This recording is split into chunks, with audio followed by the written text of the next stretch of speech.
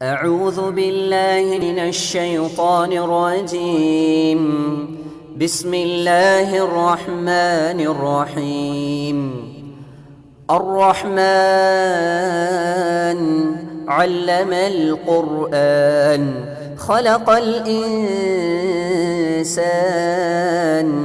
علمه البيان. எல்லாத்துக்கும் வணக்கம். இஸ்லாம் ஒரு எளிய மார்க்கம் அப்படின்னு சொல்கிறாங்க. அது என்னையை பொறுத்தளவில் நான் நிறைய இடத்துல பங்குக்கிட்டுருக்கேன். இது குறை சொல்கிறேன்னு நினைக்க வேணாம். 5 வேளை கண்டிப்பாக தொழுவணும். 5 வேளை தொழுகிற விஷயத்தை யார் யார் கை எடுத்திருக்காங்கன்னு புரியலை. அதே மாதிரி வரதட்சணை வாங்கக்கூடாது அப்படிங்கிறது இருக்குது. அது எத்தனை பேர் செய்கிறாங்கன்னு எனக்கு புரியலை. 2வது மகர் கொடுக்குறது, நிறைய விஷயங்கள் குரானை நான் படிச்சிருக்கேன்.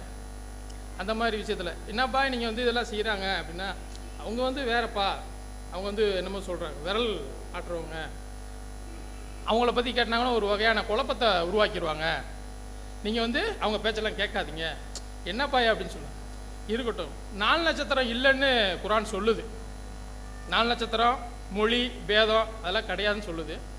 ஆனால் 4 நட்சத்திரம் பார்க்காம ஏதாவது ஒரு விஷயம் செய்கிறாங்களா? செவ்வாய்க்கிழமை கல்யாணம் முடிக்கிறது, அமாவாசையில் பண்ணுறது அப்படின்னு பார்த்தா கிடையாது. நிறைய இடத்துல கிடையாது. என்னப்பா அப்படின்னா, அம்மாப்பாய் பார்க்கத்தானே ஆகணும். அப்போது நம்பிக்கை இழக்கப்படுது. நம்பிக்கை வேணும். நம்பிக்கை நீங்கள் விதைச்சிக்கிட்டே இருந்தால் தான் ஒன்று ஒன்றா நடக்கும். உங்கள் மார்க் எனக்கு ரொம்ப பிடிக்கும். எப்படி நீங்கள் நம்பிக்கையை விதைப்பீங்க? எல்லா பேரும் கூடி எல்லா பேரும் போய் 5 வேளை தொழுகிறாங்க அப்படின்னா சரி ரைட்டு இருக்கும் போல் தெரியுது அப்படின்னு. அப்போ ஒவ்வொருத்தரும் ஒரு வேறுபாடு.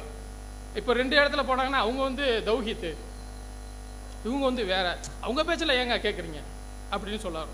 இப்போது ஒவ்வொரு விஷயங்களும் ஆடி அமாவாசை இந்த மாதிரி நாட்களில் ஏதாவது ஒரு விஷயங்கள் பண்ணுவாங்களா அப்படின்னா பண்ணுறது மிக மிக குறைவு. வாசுபடி பார்க்குறாங்களா அப்படின்னா பார்க்குறதில்ல. ஆனால் சுற்றி முதி பார்த்தா பார்த்துடுறாங்க. 4 நட்சத்திரம் பார்க்குறது இல்லையா அப்படின்னா சுற்றி முதி பார்த்தா பார்த்துடுறாங்க. அப்போது எந்த அடிப்படையில் நாங்கள் நீங்கள் சொல்கிறது ஏற்றுக்கொள்ள முடியும்? அப்புறம் ஒரே மொழி, அரபு பேசுகிறது தான்.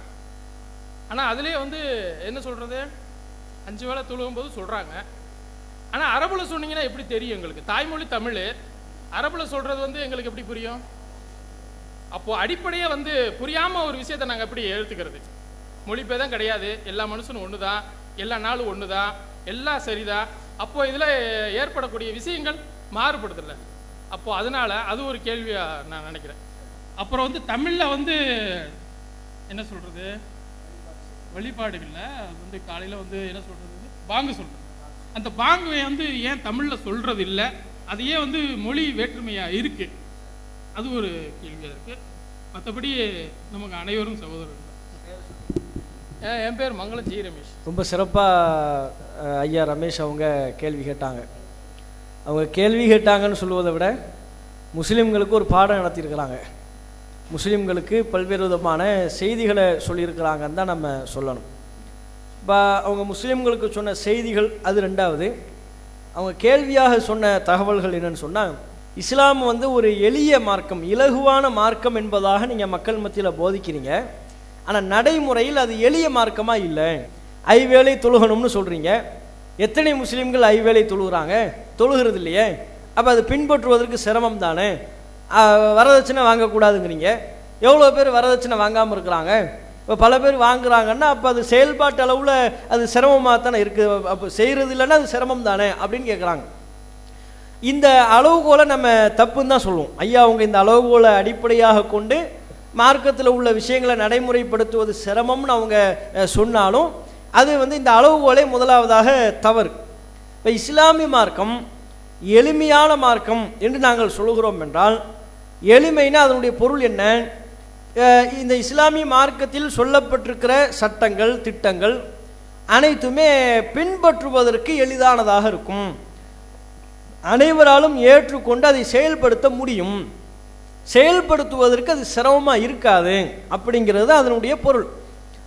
இப்போ அதை சில பேர் செயல்படுத்துவது இல்லை, அல்லது அதிகமான அளவில் உள்ள நபர்கள் கூட செயல்படுத்துவது இல்லை அப்படின்னு சொன்னால் அது செயல்படுத்துவதற்கு சிரமம் என்கிற காரணத்தினால் என்ன? இப்போ ஐயா அவங்க சொன்ன உதாரணத்தை எடுத்துக்கோங்க. இப்போ வரதட்சணையே சொன்னாங்க ஐயா அவங்க. இஸ்லாமிய மார்க்கத்தில் வரதட்சணை இல்லைங்கிறீங்க. ஆனால் அதிகமான அளவில் உள்ளவங்க வரதட்சணை வாங்கத்தானே செய்கிறாங்க. அப்போ முஸ்லீம்களால் வரதட்சணையை விட முடியல தானே. அப்போ வரதட்சணை அதிகமான அளவில் உள்ளவங்க வாங்குறாங்கன்னா அப்போ அது வரதட்சணை வாங்கக்கூடாது என்று சொன்னேன். வரதட்சணை வேண்டாம் என்று சொல்லக்கூடிய, மகர் கொடுத்துத்தான் திருமணம் செய்ய வேண்டும் என்று சொல்லக்கூடிய அந்த சட்டம் நடைமுறைப்படுத்துவதற்கு சிரமமாக தானே இருக்குங்கிறாங்க. இது நடைமுறையில் உள்ள சிரமத்தை குறிக்கிறது கிடையாது. மக்கள் ரொம்ப அதிகமான சொகுசை விரும்புகிறார்கள் என்பதுதான் அதனுடைய பொருளை ஒழிய இது இந்த அம்சம் நடைமுறைப்படுத்துவதற்கு சிரமங்கிறது இல்லை. இப்போ ஒன்றும் இல்லை. இப்போ வரதட்சணையை விடுவது, வரதட்சணையை வாங்குவதை விடுவது எதனால், அதில் என்ன கஷ்டம் இருக்குது, அதில் என்ன சிரமம் இருக்கிறது? அதில் ஒரு சிரமமும் இல்லை. பின்பற்றுவதற்கு உண்மையிலே அது லேசு தான். திருமணம் செய்கின்ற பொழுது உன் சக்திக்கு உட்பட்ட அடிப்படையில் மகர் கொடு. ஆண் பெண்ணுக்கு ஒரு தொகையை கொடுக்கணும் அல்லது நகையை கொடுக்கணும், அதான் மகர். உன் சக்திக்கு உட்பட்டதை நீ கொடு, உன்னால் இயன்றதை நீ கொடு. அவர்களிடமிருந்து எதையும் பெறாதே, எதையும் வாங்காதே அப்படின்னு சொன்னால் வாங்காமல் இருக்கிறதுல என்ன கஷ்டம் இருக்குது? ஒரு கஷ்டமும் இல்லையே, அதில் எந்த சிரமமும் இல்லையே. வாங்காமல் இருந்து விட்டாலே போதுமே. மனிதர்கள் வாங்குகிறார்கள் என்றால் அது பணத்தாசையினால் வாங்குகிறார்கள். குறைவான நபர்கள் வாங்கினாலும் அதிகமான எண்ணிக்கையில் உள்ள நபர்கள் வாங்கினாலும் பணத்தாசையினாலும் பண மோகத்தினாலும் தான் அவர்கள் அதை வாங்குகிறார்களே ஒழிய வரதட்சணையை தவிர்ப்பது நடைமுறையில் சிரமம் என்பதால் அல்ல. பணத்தாசை, மனிதர்களுக்கு பணத்தின் மீது ஒரு மோகம் இருக்கிறது. இப்போ ஒன்றும் இல்லை, நம்ம இடத்துல யாசகம் கேட்குறாங்க. அப்போ நம்ம சொல்கிறோம், யாசகம் கேட்குறவங்களுக்கு நீங்கள் கொடுங்க, அவங்க தட்டில் இருந்து எதையுமே எடுக்காதீங்க அப்படின்னு நாம் சொல்கிறோம். சொல்லும்போது குறிப்பிட்ட சில பகுதி, உதாரணத்துக்கு சொல்கிறேன், குறிப்பிட்ட சில நபர்கள் யாசகம் கேட்குற ஆட்களுடைய தட்டில் இருந்து அப்படி எடுத்தே பழகுறாங்கன்னு வைங்களேன். அது அவங்க எடுக்காதேன்னு சொல்வது சிரமமான ஒன்றா. நீ கொடுக்க மட்டும் செய்ப்பா. உன்ட்ட ஒருத்தன் யாசகம் கேட்டால் அவனுக்கு நீ கொடு, அவன் தட்டிலிருந்து எதையும் நீ எடுக்காதே, திருடாதேன்னு சொன்னால், இல்லை எனக்கு எடுக்கிறது தான் எனக்கு லேசாக இருக்கு, எடுக்காமல் விடுவது எனக்கு கஷ்டமாக இருக்குன்னு சொல்ல இயலுமா? இது பணத்தாசையினால் ஒருவன் செய்கிறான் என்று பொருள். அப்போ இப்படி நடைமுறையில் பல நபர்கள் ஒரு அம்சத்தை புறக்கணிக்கிறார்கள் என்பதால் அந்த அந்த அம்சம் சிரமமாக இருக்குது, பின்பற்றுவதற்கு கஷ்டமாக இருக்குங்கிறது பொருள் கிடையாது. சில இடங்களில் நீங்கள் சொல்லக்கூடிய அளவுகள் வரும். ஆனால் அதிகமான இடங்களில் மனிதர்கள் அதிகமான சொகுசை விரும்புகிறார்கள், வழி தவறிய முறையை விரும்புகிறார்கள் என்பதுதான் அதனுடைய பொருளை தவிர நடைமுறைப்படுத்துறதுக்கு கஷ்டம் அல்லது அந்த தத்துவம் தோற்றுவிட்டது அப்படின்னு ஆகாது. இப்போ ஒன்றும் இல்லை. இப்போ மக்கள் நடைமுறையில் என்ன செய்கிறாங்கன்னா, பிஜேபியினுடைய அரசாங்கம் நடந்து கொண்டிருக்கிறது.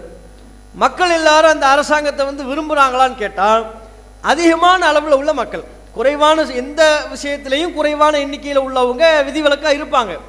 அதிகமான எண்ணிக்கையில் உள்ள மக்கள் இல்லை இந்த அரசாங்கம் மக்களை வதைக்கிறது, கஷ்டப்படுத்துகிறது, 500,000 செல்லாதுன்னு சொல்லி எல்லா மக்களையும் கஷ்டப்படுத்தினாங்க. ஜிஎஸ்டி என்கிற வரி விதிப்பை செய்து அதில் எல்லோரையும் கஷ்டப்படுத்தினார்கள். இதோ இப்போது விவசாயிகளுக்கென்று புதிய வேளாண் சட்ட திருத்தங்களை கொண்டு விவசாயிகளை பாதிக்கிறது, அதன் மூலம் கஷ்டப்படுத்துகிறார்கள். இப்படி அவங்க போடக்கூடிய ஒவ்வொரு சட்டமும் ஒவ்வொரு திட்டமும் இருக்கக்கூடிய மக்களை எல்லாம் கஷ்டப்படுத்துகிறது, இருக்கக்கூடிய மக்களை சிரமப்படுத்துகிறது. இதுதான் பெரும்பான்மையான மக்களினுடைய எண்ணமாக இருக்குது. அப்போ பெரும்பான்மையான மக்களினுடைய எண்ணம் நடைபெறக்கூடிய ஆட்சிக்கு எதிரானவையாக இருக்கிறது அப்படின்னு சொன்னால் இங்கே மக்களாட்சி தோற்றுவிட்டது அல்லது அந்த தத்துவம் இவங்க ஆட்சியில் இருக்கிறவர்கள் ஜெயித்து விட்டார்கள்ங்கிறது பொருள் கிடையாது. அவங்க முறைகேடாக ஆட்சி செய்து கொண்டிருக்கிறார்கள், மக்கள் விருப்பத்திற்கு மாற்றமாக ஆட்சி செய்து கொண்டிருக்கிறார்கள் என்பதுதான் அதனுடைய பொருளை தவிர அந்த தத்துவத்தினுடைய வெற்றி தோல்விக்கு இது அளவுகள் ஆகாது. எவ்வளோ மக்கள் காந்தி இந்த தேசத்தினுடைய தந்தை என்று போற்றப்படக்கூடிய காந்தி அவங்க இருந்தாங்க. அவங்க பல மக்களுக்கு நேர்மையை சொன்னாங்க, பல மக்களுக்கு அஹிம்சையை போதிச்சாங்க. இப்படி பல்வேறு விதமான அம்சங்களை எல்லாம் சொன்னாங்க. அப்போ காந்தியை பின்பற்றக்கூடிய மக்கள் சொற்பமான அளவில் இருப்பாங்க. காந்தியை பின்பற்றக்கூடிய மக்கள் சொற்பமாக இருக்கிறதுனால காந்தி சொன்ன தத்துவம் தோற்றுவிட்டது அப்படின்னு பொருள் கிடையாது. அவங்க தத்துவம் சரிதான், எளிமையை அவங்க விரும்பியதும் நேர்மையை விரும்பியதும் உள்நாட்டு உற்பத்தியை உள்நாட்டு வியாபாரத்தை அவங்க ஊக்கப்படுத்தியதும் அது நாட்டுக்கு தேவையான அவசியமான ஒன்றுதான். அந்த தத்துவம் தோற்கவில்லை. இங்கே இருக்கக்கூடிய மக்கள் அந்த தத்துவத்தை முறையாக பின்பற்றுவதில்லை. நேர்மையை காந்தி வலியுறுத்தினார், ஆனால் நேர்மையை மக்கள் பின்பற்றுவது இல்லை. நேர்மையாக இருக்கிறது கஷ்டம் இல்லை, லஞ்சம் வாங்காமல் இருக்கிறது கஷ்டமா? லஞ்சம் வாங்காதன்னு சொல்கிறோம், இல்லை எனக்கு லஞ்சம் வாங்கினாதே எனக்கு சரியாக இருக்காது, ரொம்ப அந்த லஞ்சத்தை விடுவது கஷ்டமாக இருக்குன்னு சொன்னால் லஞ்சத்தை விடுவதில் எந்த கஷ்டமும் இல்லை. நேர்மையாக இருப்பது என்பது ரொம்ப சிரமமான காரியம்லாம் ஒன்றும் கிடையாது. முறைகேடுகளை தவிர்ப்பது என்பதுதான். அதிக பணத்தின் மீதும் பொருளாதாரத்தின் மீதும் உலக மோகங்களின் மீதும் அதிக ஆசை கொள்வதின் வெளிப்பாடாக எளிமையாக நடப்பதையும் நேர்மையாக நடப்பதையும் சிரமத்திற்குரியதாக ஆக்கிவிட்டார்களே ஒழிய ரூல் படி நடக்கிறது சிரமமான ஒன்று கிடையாது. இதுதான் உலகத்தில் உள்ள நடைமுறையில் உள்ள எல்லா விஷயங்களையும். இப்போ ஐவேளை தொழுகை மூமின்களுக்கு முஸ்லீம்களுக்கு சொல்லப்பட்டிருக்குன்னா, ஐவேளை தொழுகை சிரமம்னா அனைவருக்கும் சிரமமாக இருக்கணும், யாருக்குமே இயலாததாக இருக்கணும். அப்போ தான் எந்த மனிதராலும் நடைமுறைப்படுத்த முடியலை, இது கஷ்டமாக இருக்குது அப்படின்னு அர்த்தம். ஒரு பெரிய பாறாங்கல்ல தூக்கி இந்த பெரிய ஒரு பாறாங்கல்ல சுட்டி காட்டி இந்த பாறாங்கல்ல தூக்குங்கிறோம், யாராலையும் தூக்க முடியல. அப்போ தான் அதனுடைய பொருள் என்ன? இது சிரமம், இது கஷ்டம், இவ்வளோ பெரிய பாறாங்கல்ல எப்படி தூக்க இயலும், யாராலையும் தூக்க முடியலையே அப்படின்னு ஆகும். அதிகமான நபர்களால் தூக்க இயலக்கூடிய ஒரு பொருளை நம்ம தூக்குன்னு சொன்னால் நீ கஷ்டத்தை சொல்கிறீங்கன்னு அர்த்தம் கிடையாது. அங்கே அவனுக்கு முடியும். சிலர் சோம்பேறித்தனத்தினால் அதை தூக்காமல் இருக்கிறார்கள். ஒரு கல் கிடக்குது, சின்ன கல் தான், ஒரு 5 கல் கீழே கிடக்குது. ஒவ்வொரு கல்லையும் எப்பா 5 கல் கீழே கிடக்குது, இது காலையில் அந்த கல்லை எடு, மதியம் இந்த கல்லை எடு, மாலையில் இந்த கல்லை எடு, இரவுல இந்த கல்லை எடுன்னு ஒருத்தர் சொல்கிறோம். அது இப்போ பல மக்கள் அதை எடுத்துடுறாங்க. சில பேர் எடுக்க மாட்டேங்கிறாங்கன்னா இதனுடைய பொருள் என்ன? நீ கஷ்டமான வேலையை சொல்கிறீங்க. கஷ்டம் கிடையாது, சோம்பேறித்தனத்தினால் அதை செய்ய மறுக்கிறார்கள் என்பதுதான். அப்போ ஐவேளை தொழுகையை அது நடைமுறைப்படுத்துவதற்கு பின்பற்றுவதற்கு சிரமமாக இருக்கும் என்றால் பல மக்களால் எப்படி அங்கே பின்பற்ற முடிகிறது? இப்போ நீங்கள் நம்ம ஊர்களிலேயே நீங்கள் பார்க்கலாம், பல முஸ்லீம்கள் நிறைவாக வாழக்கூடிய பகுதிகளெல்லாம் பார்த்தீங்கன்னா கரெக்டாக அந்த நேரத்தில் பாங்க சொல்லி அதிகமான மக்கள் வந்து தொழுது கொண்டு தான் இருக்கிறார்கள். எந்த பள்ளிவாசலும் காலியாக இருக்கிறது கிடையாது. ஐவேளை தொழுகையின் போதும் எந்த பள்ளிவாசலும் காலியாக இருக்கிறது இல்லை. ஊரில் உள்ள நபர்கள் வந்து தொழுது கொண்டு தான் போகிறார்கள். அப்படி சில நபர்கள் தொழுகிறார்கள் என்று வந்து விட்டாலே இயலுமான காரியத்தை தான் மார்க்கம் சொல்கிறதை ஒழிய யாராலும் நடைமுறைப்படுத்த முடியாத சிரமமான காரியத்தை இஸ்லாம் ஏவவில்லை. சிலர் செய்ய மறுக்கிறார்கள் என்றால் அதன் பொருள் அவர்கள் சோம்பேறித்தனத்தினால் அதை புறக்கணிக்கிறார்கள் என்பதுதான். ஒவ்வொன்றிலையும் அதுதான். இப்போ நம்ம 2 பிள்ளைங்களுக்கு நம்ம அறிவுரை சொல்கிறோம். நமக்கு ஒரு 5 பிள்ளைங்க 3 பிள்ளைங்க இருக்கிறாங்க. 3 பிள்ளைங்களுக்கு ஒரு அறிவுரை சொல்கிறோம். காலையில் 6 மணிக்கு எழுந்து இந்த இடத்துக்கு போயிட்டு வாங்குகிறோம். அதில் 2 மகன் போய் வந்து விட்டான், ஒரு மகன் போகலை, தூங்கிட்டான்னு சொன்னால் நம்ம சிரமமான கட்டளை சொல்லிவிட்டோம் என்று பொருளா? இந்த ஒருவன் சோம்பேறித்தனத்தினால் தூக்கத்தின் மீது உள்ள சுகத்தினால் அதை விட்டுவிட்டான் என்று சொல்வது முறையா? இந்த 2 பேரும் செய்ய முடிச்சல, யாராலையும் செய்ய முடியாத பட்சத்தில் தான் நீங்கள் ரொம்ப சிரமமானதை சுமத்திட்டீங்கன்னு ஆகும். இஸ்லாத்தில் எந்த ஒருவராலும் நிறைவேற்ற முடியாத எந்த ஒரு கடமையும் மார்க்கத்தில் சொல்லலை. அனைவராலும் இப்போ நோன்பு வைப்பது கூட உங்களுக்கு சிரமமாக தெரியும். நீங்கள் வெளியில் இருந்து கொண்டு பார்க்கும்போதே காலையிலிருந்து இரவு வரையிலையும் தண்ணி குடிக்காமல் எந்த உணவையும் உண்ணாமல் எந்த ஒரு பானத்தையும் பருகாமல் எப்படி இவங்க இருக்கிறாங்க, இது ரொம்ப சிரமமாக இருக்கும், ரொம்ப கஷ்டமாக இருக்கு அப்படின்னு நீங்கள் சொல்லலாம். ஆனால் பாருங்க, தொழுகைக்கு வராத முஸ்லீம்கள் கூட நீங்கள் எந்த ஐவேளை தொழுகையை சொல்கிறீங்களோ அந்த ஐவேளை தொழுகையில் ஈடுபடாத முஸ்லீம் கூட காலையிலிருந்து மாலை வரை பசியோடு இருக்கிறார், தாகத்தோடு இருக்கிறார், எதையும் சாப்பிடாமல் இருக்கிறார், எதையும் குடிக்காமல் இருக்கிறார். அது அவருக்கு இயலுகிறது, முடிகிறது. அப்படின்னா என்ன? இதை அவர் விரும்புகிறார், இதை அவர் உளப்பூர்வமாக செய்ய முடியும் என்று நம்பி அந்த காரியத்தில் ஈடுபடுகிறார். தொழுகை அது அவருக்கு தனக்கு இயலாத ஒரு காரியமாக சோம்பலுக்குரிய ஒன்றாக அவர் கருதுகிறார் என்பதுதான் அதனுடைய பொருள். அப்போ நோன்பு வைப்பது சிரமமாக இருந்தால் உலகத்தில் உள்ள கோடான கோடி மக்களால் நோன்பு வைப்பதற்கு முடியுமா? ரமலான் மாத காலங்களில் அவ்வளோ மக்கள் நோன்பு வைக்கிறாங்களே. உலகம் முழுக்க உள்ள முஸ்லிம்கள் அனைவரும் அந்த நோன்பை நோக்கிறார்கள். காலையிலிருந்து மாலை வரை எதையுமே குடிக்காமல் இருக்கிறார்கள், எதையும் உண்ணாமல் இருக்கிறார்கள், பச்சை தண்ணி கூட குடிக்க மாட்டாங்க. அந்த மாலை குறித்த சூரியன் மறைந்த அந்த நேரம் வர வேண்டும், அப்போதான் உண்ணுவார்கள், அப்போதான் பருகுவார்கள். அப்போ இந்த நோன்பை எப்படி நோக்க முடிகிறது? சிரமம்லாம் இல்லை. சிலருக்கு சில காரியங்களை விடுவதற்கு சோம்பல் காரணமாக இருக்கும், சிலருக்கு சில காரியங்களை விடுவதற்கு உலகத்தின் மீதான மோகம் காரணமாக இருக்கும். அதனால் தான் அவர்கள் விடுகிறார்கள் ஒழிய தத்துவத்தின் குறைபாடு அல்ல என்பது முதலாவதாக நம்ம புரிந்து கொள்ள வேண்டிய விஷயம். ரெண்டாவது அவங்க என்ன கேட்குறாங்கன்னா, நம்ம எல்லாருமே தமிழில் தானே இருக்கிறோம், தமிழக மக்கள் தமிழ் மொழி பேசுகிறோம், அப்பயே உங்கள் வழிபாடை நீங்கள் தமிழில் செய்கிறது இல்லை, தொழுகைக்கான அழைப்பு பாங்கு சொல்கிறீங்க, பாங்க நீங்கள் தமிழில் சொல்ல வேண்டியதானே, அதையே எங்களுக்கு புரியாத அரபு மொழியில் அல்லாஹ் அக்பர் அல்லாஹ் அக்பருங்கிறீங்க, இதெல்லாம் எங்களுக்கு புரியாத வார்த்தை தானே, ஏன் இப்படியான வார்த்தையில் நீங்கள் பாங்கு சொல்கிறீங்க அப்படின்னு கேட்குறாங்க. இரக்க குணம் கொண்டோரே, அஸ்ஸலாமு அலைக்கும். அளவற்ற அருளாளனின் நாட்டத்தினால் அன்புள்ளம் கொண்டோர் தரும் பொருளுதவி கொண்டு அர்-ரகுமான் சிறுவர் ஆதரவு இல்லம் இயங்கி வருகிறது. ஆதரவற்ற சிறார்களை அல்லாஹுவின் மார்க்கத்தை நோக்கி பயணிக்கச் செய்ய அமைக்கப்பட்டதே இந்த அர்-ரஹ்மான் சிறுவர் ஆதரவு இல்லம். இந்த ஆதரவு இல்லங்கள் அல்லாஹுவின் மாபெரும் கிருபையினால் தஞ்சாவூர் மாவட்டம் சுவாமி மலையிலும் சிவகங்கை மாவட்டம் இளையான்குடியிலும் இயங்கி வருகிறது. தாய் தந்தையர் இருந்தும் தடம் மாறி போகும் தற்கால சமூக அமைப்பிற்கு மத்தியில் வான்மறை குர்ஆனை வாழ்வியல் வழிகாட்டியாக போதித்து நபிகளார் போதித்த நன்னெறிகளை நாள்தோறும் நடைமுறைப்படுத்தும் வகையிலும் சன்மார்க்க கல்வியோடு சமூக கல்வியையும் வழங்கும் விதமாக அமைக்கப்பட்ட ஆதரவற்ற சிறுவர்களை அரவணைக்கும் அன்பு இல்லம்தான் அர்-ரஹ்மான் சிறுவர் ஆதரவு இல்லம். அனாதைகளை ஆதரிப்போரும் நானும் சுவனத்தில் இவ்வாறு இருப்போம் என்று தனது ஆட்காட்டி விரலையும் நடுவிரலையும் நபிகள் நாயகம் ஸல்லல்லாஹு அலைஹி வஸல்லம் அவர்கள் சுட்டிக்காட்டினார்கள். மறுமை நாளில் சுவனச் சோலையில் நாம் உயிரினும் மேலாக மதிக்கும் மாநபி ஸல்லல்லாஹு அலைஹி வஸல்லம் அவர்களின் நெருக்கத்தில் இருக்கும் வாய்ப்பு ஆதரவற்றவர்களை ஆதரிப்போருக்கே அல்லாஹ் வழங்குகிறான். அவர்களுக்கு சத்தான உணவுகள், நோயுறும்போது மருத்துவ உதவிகள், சுகாதாரமான சூழலில் பிள்ளைகள் பாதுகாப்புடன் நவீன பாடத்திட்டத்துடன் கூடிய உயர்தர கல்வியும் உடல் ஆரோக்கியத்தை பேணும் விளையாட்டு பயிற்சிகள் அவர்களுக்கு வழங்கப்படுகிறது. அன்புள்ளம் கொண்டோரே, இந்த உன்னத பணியை ஓயாமல் செய்ய ஆதரவு கரம் நீட்டுங்கள். உங்கள் பொருளாதாரத்தை வாரி வழங்குங்கள். ஆதரவற்ற பிள்ளைகளின் கல்விக்காகவும் உணவிற்காகவும் மருத்துவத்திற்காகவும் ஆடைகள் மற்றும் அவர்களின் அத்தியாவசிய தேவைகளுக்காகவும் உபயோகப்படுத்தப்படும் உங்கள் பொருளாதாரத்தை அல்லாஹ் நிரந்தர தர்மமாக கணக்கிடுவான் என்பதை நினைவில் கொள்ளுங்கள்.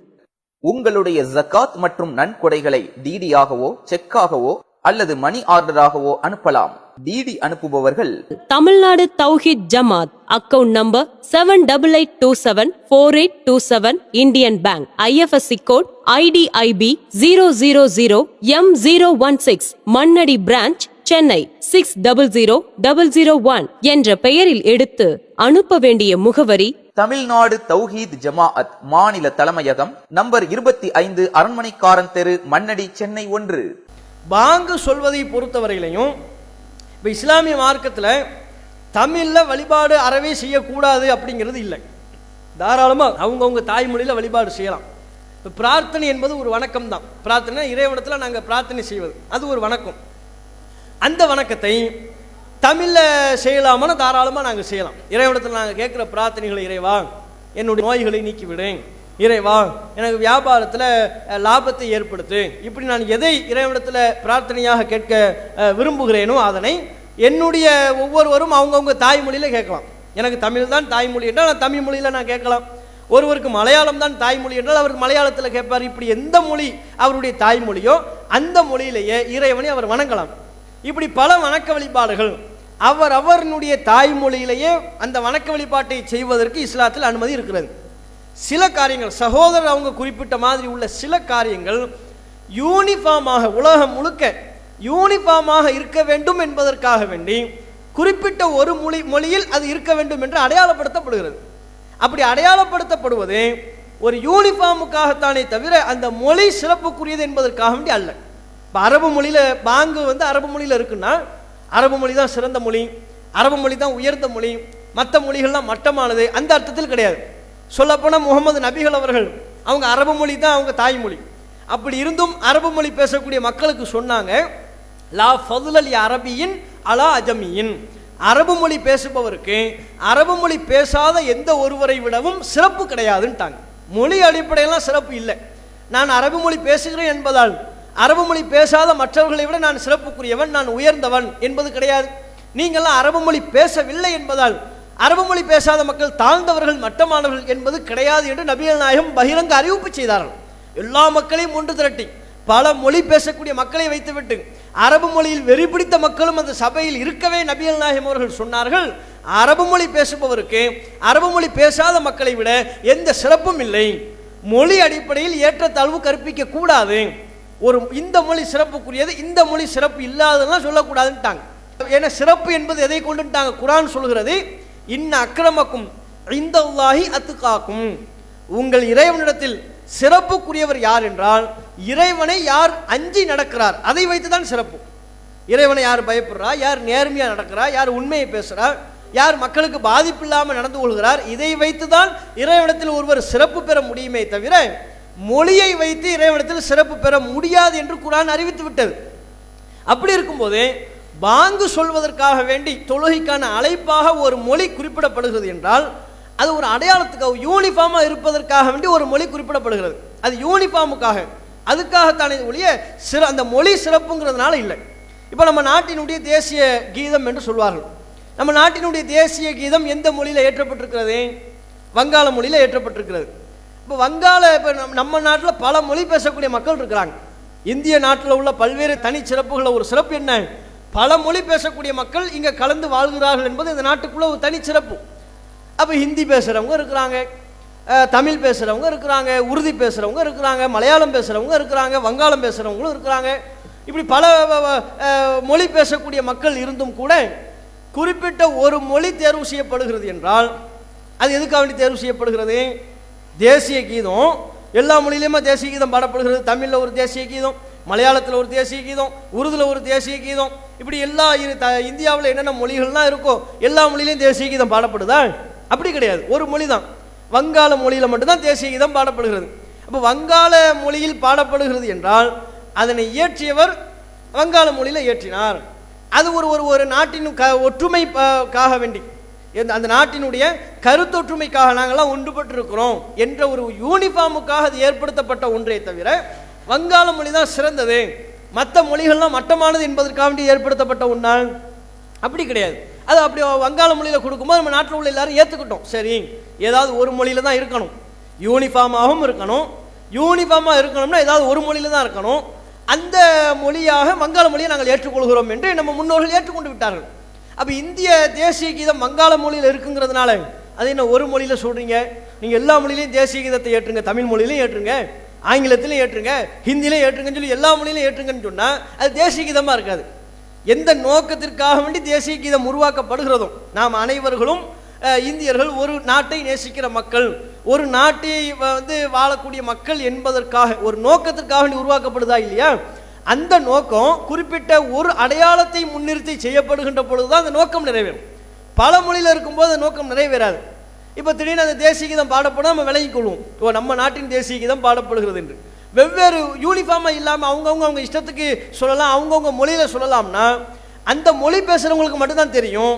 இதர மொழி பேசக்கூடியவர்களுக்கு நம்ம நாட்டின் தேசிய கீதம் தான் பாடப்படுகிறதுன்னு தெரியாது. அப்போ இப்படியான நோக்கங்களுக்காக வேண்டி ஒரு மொழியை தேர்வு செய்கிறாங்கல்ல, அது மாதிரி தான் தொழுகை நேரம் வரும்போது பள்ளிக்கு வரணும் என்பது ஆண்களுக்கு சொல்லப்பட்டிருக்கு. ஆண்கள் எல்லாரும் பள்ளிக்கு வந்துடுங்க, வந்து தொழுங்கன்னு சொல்லப்படுகிறது. நோய்வாய்ப்பட்டிருந்தாலும் உடல் ஆரோக்கியம் இல்லாமல் இருந்தாலும் நீங்கள் வீட்டில் தொழுது கொள்ளலாம், இல்லைனா பள்ளிக்கு தான் வரணும் அப்படின்னு சொல்லப்படுது. அப்படி சொல்லப்படும் தொழுகைக்கு அழைப்பு கொடுக்கணும். இப்போ தமிழ் மொழியில் நம்ம அழைப்பு கொடுக்கறதுல எந்த சிக்கலும் இல்லை, எந்த பஞ்சாயத்தும் இல்லை. ஆனால் என்ன பிரச்சனை வருதுன்னா நோக்கம் யூனிஃபார்ம் தான், யார் இருந்தாலும் அவங்க பள்ளிக்கு வரணும். இப்போ நான் தமிழ் மொழியில் அழைப்பு கொடுக்கின்ற பொழுது அங்குள்ள இதர மொழி பேசக்கூடிய மக்கள் என்ன விளங்குவாங்க? ஏதோ பேசிக்கிட்டு இருக்கிறாங்கன்னு விளங்கிடுவாங்க. பள்ளியில் ஏதோ அறிவிப்பு செய்கிறாங்க, தொழுகைக்காக வேண்டிய அழைப்பு இல்லை, இது ஏதோ ஒரு அழைப்பு என்பதாக புரிந்து கொள்வார்கள்.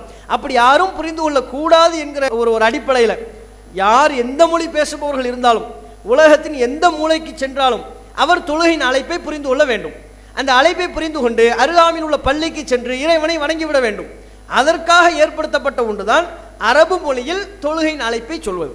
அப்போ மொழி சிறப்புங்கிறதுனால இல்லை, ஒரு யூனிஃபார்முக்காக வேண்டி ஏதாவது ஒரு மொழியை தான் தேர்வு பண்ணி ஆகணும். நபிகள் நாயகம் அரபு மொழி பேசின அடிப்படையிலையும் அரபு மொழியில் உள்ள மக்களுக்கு இந்த சட்டத்தை சொன்ன அடிப்படையிலையும் அந்த மொழி நிலைப்பட்டு விட்டது. அதனால் அதுதானே தவிர எந்த வழிபாட்டையும் தமிழ் மொழியில் செய்யக்கூடாதுங்கிறது இல்லை. தமிழ் மொழியில் தாராளமாக நாங்கள் இதர வழிபாடுகளை எல்லாம் செய்யலாம். இது எங்களுக்கு உள்ள ஒரு அம்சம்.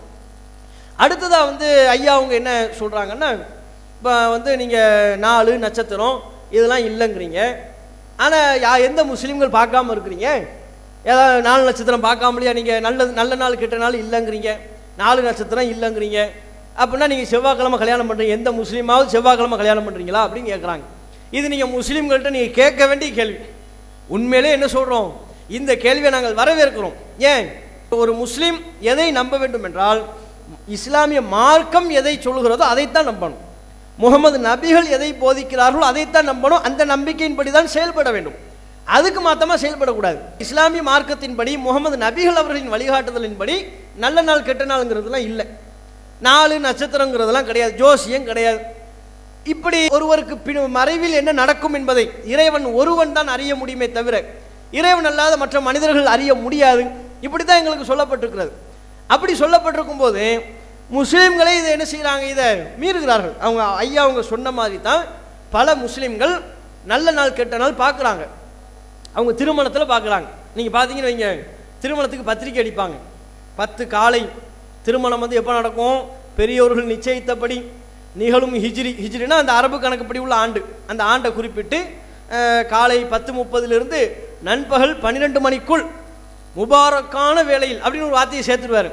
நீங்கள் என்ன பார்ப்பீங்க, ஏதோ முபாரக்னா முபாரக் பாய் போல இருக்குன்னு நீங்கள் விளங்கிடுவீங்க, அவர் பேர் முபாரக்னு விளங்கிடுவீங்க.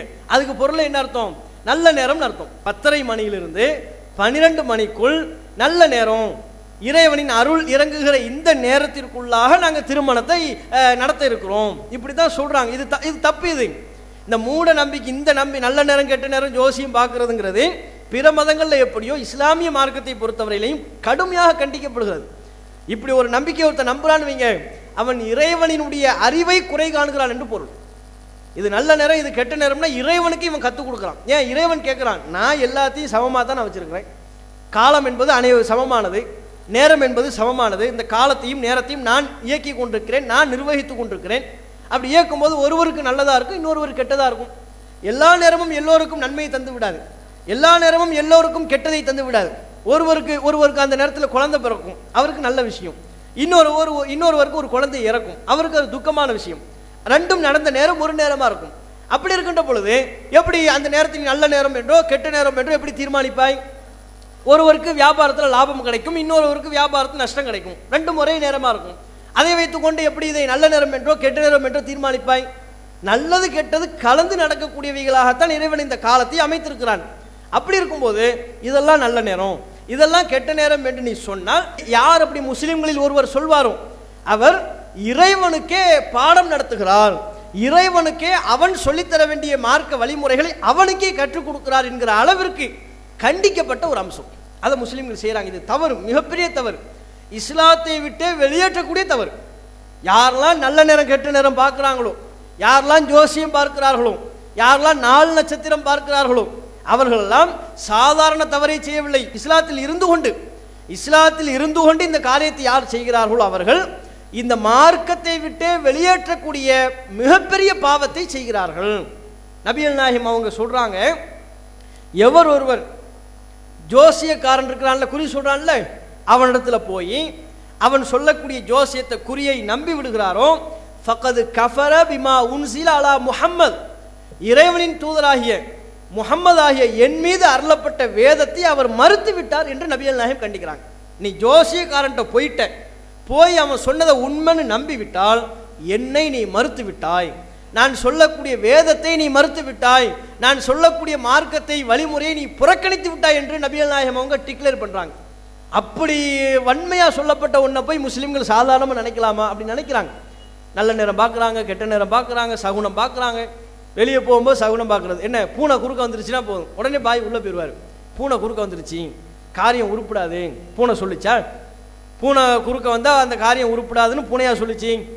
அது எப்படி பூனைக்கு தெரியும்? நாம் ஈடுபட போகிற காரியம் இனிமேல் தான் ஈடுபட போகிறோம், அது நல்ல விதமாக முடியுமா கெட்ட விதமாக முடியுமா என்பது படைத்த இறைவனுக்கு தான் தெரியும். அந்த இறைவன் அதை எப்படி அமைத்திருக்கிறான் என்பது பூனைக்கா தெரியும்? பூனை வந்து நமக்கு உணர்த்துதா? அப்படி நமக்கு வந்து சொன்னாங்க, நம்ம முன்ன யார் சொன்னது? அது குரானில் சொல்லப்பட்டிருக்கிறதா? அப்போ இதெல்லாம் வந்து இல்லாதது. அப்போ இப்படி மூட நம்பிக்கையை கொண்டு இஸ்லாத்திற்கு புறம்பாக நம்பிக்கை கொண்டிருக்கிறார்களே, அவங்களை நோக்கி ஒரு கேள்வி எழுப்புறார். அந்த முஸ்லீம்கள்லாம் சிந்திக்கணும். கல்யாணத்தை பற்றி கேட்டார், செவ்வாய்க்கிழமை யாரும் கல்யாணம் பண்ணுறீங்களான்னு கேட்குறாரு. இது முஸ்லீம்கள் புரிந்து கொள்ள வேண்டிய அம்சம் தானே. நம்ம வசதிக்காக வேண்டி ஒரு நாளை ஏற்பாடு செய்கிறோம்னா அது தப்பு இல்லை. இப்போ நாங்கள் தௌ ஜமாத்தினராக எங்களை பொறுத்தவரையிலையும் தமிழக மக்கள் மத்தியில் இந்த மூட நம்பிக்கைக்கு எதிராக பல பிரச்சாரங்களை முன்னெடுக்கிறோம். அதன் அடிப்படையில் பல இளைஞர்கள், பல மக்கள், பல முஸ்லீம்கள் அந்த மூட நம்பிக்கையெல்லாம் விட்டு புறக்கணித்து விட்டார்கள். அவங்களும் திருமணங்களை நடத்துகிறாங்க. எப்படி நடத்துகிறாங்க? சில பேர் ஞாயிற்றுக்கிழமை நடத்துவாங்க, சில பேர் சனிக்கிழமை நடத்துவாங்க, சில பேர் வெள்ளிக்கிழமை நடத்துவாங்க. வசதிக்கு தக்க நாளை தேர்வு செய்வார்கள். இப்போ ஞாயிற்றுக்கிழமை விடுமுறையாக இருக்கும், சொந்த பந்தங்கள் வரணும்னு குறைந்த அளவில் சொந்த பந்தங்கள் அழைப்பாங்க.